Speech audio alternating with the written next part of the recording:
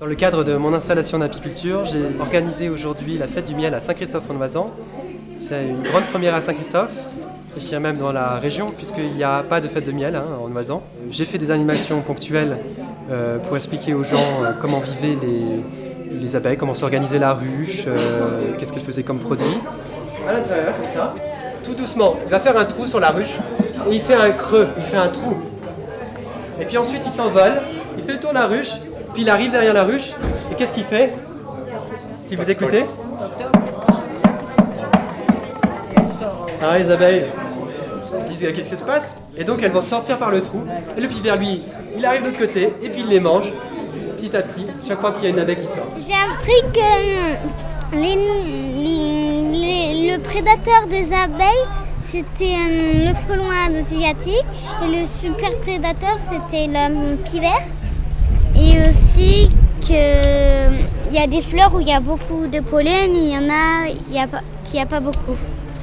Et puis aussi elles vont aussi dans les fleurs. Et il nous a montré comment ça marchait et j'ai bien apprécié.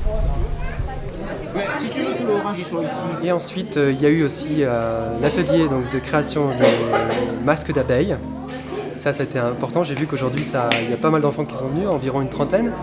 Donc toute la journée, vente de miel de Saint-Christophe-en-Oisans, de pain d'épices, propolis, de miel d'acacia, donc de la plaine près de Grenoble.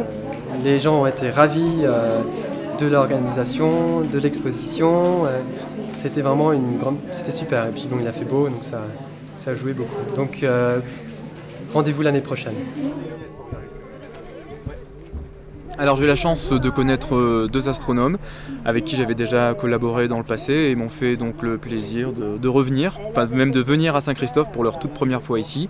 Donc pour une observation spéciale donc ce soir des étoiles avec un super temps, de la pleine lune, des constellations et surtout des perséides. Donc les perséides ce sont les étoiles filantes qui sont très visibles donc pendant la période, donc chaque année vers la mi-août. Qu'est-ce que tu vois? Est-ce que tu vois un axe de cercle? J'ai emmené un télescope qui est un Schmidt Cassegrain. C'est une formule un peu particulière qui a l'avantage d'être un petit peu moins encombrante et que donc je peux transporter. Et qui va nous permettre d'observer ce soir des objets de ce qu'on appelle du ciel profond. Ce sont des objets qui sont peu lumineux et qui sortent de notre système solaire pour le coup. Parce que les planètes étant visibles qu'en fin de nuit et plutôt bas sur l'horizon, malheureusement en montagne on ne peut pas les observer. Donc là pour le coup on va regarder donc, tous ces objets un petit peu plus éloignés. Donc on aura des objets comme des amas d'étoiles un petit peu. On va essayer de voir des étoiles mortes. Et puis si on a de la chance et si elles sont visibles et si on n'a pas trop de nuages, on essaiera de voir des galaxies peut-être en fin de soirée aussi. Voilà.